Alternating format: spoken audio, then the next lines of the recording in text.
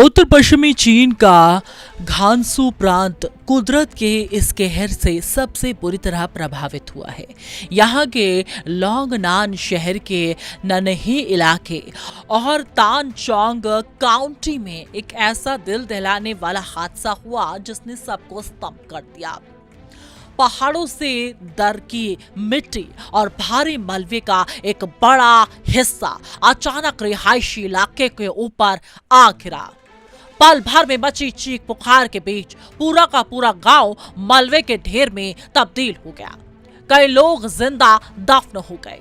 इस भीषण भूस्खलन की चपेट में आने से मलबे के नीचे 33 लोग दब गए। हादसे की सूचना मिलते ही प्रशासन में हड़कंप मच गया। स्थानीय अधिकारियों ने तुरंत आपातकालीन टीमों को प्रभावित क्षेत्र के लिए रवाना किया। राहत और बचाव कर्मियों ने भारी मुश्किलों के बीच अपनी जान दांव पर लगाकर मलबे से 17 लोगों को सुरक्षित बाहर निकाल लिया है। मलबे में दबे बाकी 16 लापता लोगों को तलाशने के लिए रेस्क्यू टीमें लगातार जी जान से जुटी हुई हैं। पूरे इलाके को खाली कराकर प्रभावित लोगों को सुरक्षित स्थानों पर पहुंचाया गया है। आसमान से बरसती इस आफत का सिलसिला सिर्फ भूस्खलन तक ही सीमित नहीं है। मध्य चीन के हुबेई प्रांत में मानसूनी बारिश के साथ आए भयंकर चक्रवर्ती तूफान, कड़कती बिजली और खतरनाक बवंडर ने भारी तबाही मचाई है। हुबेई के हुआंगशी और हुआंगंगा जैसे बड़े शहरों ने कुदरत के इस हिंसक रूप के कारण 8 लोगों की जान जा चुकी है और एक व्यक्ति लापता है। हुआंगंगा के हुआंगशू जिले में तूफान की रफ्तार इतनी तेज थी, इसकी चपेट में आने से 275 से ज्यादा लोग गंभीर रूप से घायल हो गए हैं।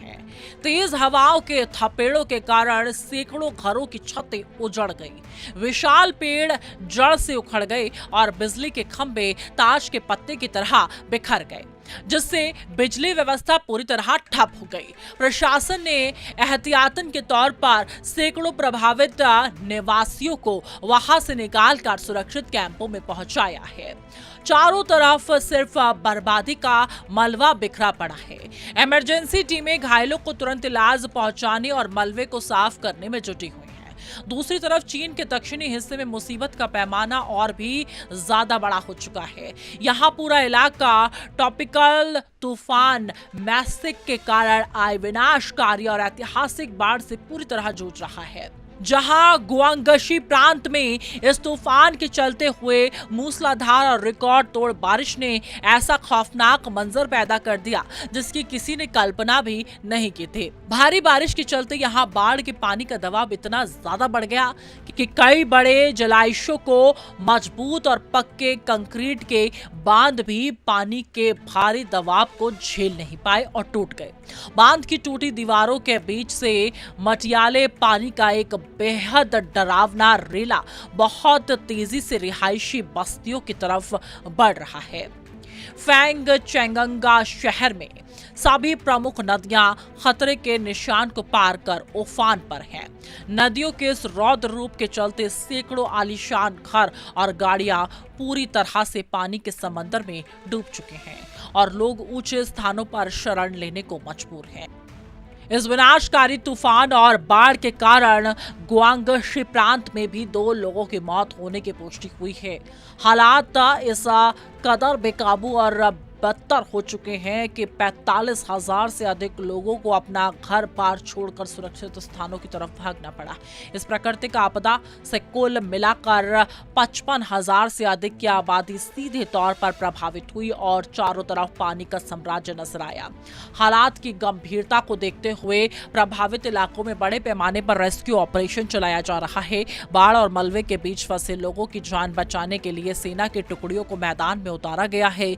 इसके साथ ही उन सुदूर और कटे हुए इलाकों में नजर रखने के और फंसे हुए नागरिकों तक मदद पहुंचाने के लिए हाईटेक ड्रोनों का इस्तेमाल किया जा रहा है। सरकार और प्रशासन का पूरा जोर इस समय प्रभावित लोगों को सुरक्षित निकालने और उन्हें भोजन, दवाई पहुंचाने और इस अभूतपूर्व ड्रैग्स जैसे भयावह प्राकृतिक संकट से बाहर निकालने पर टिका हुआ है।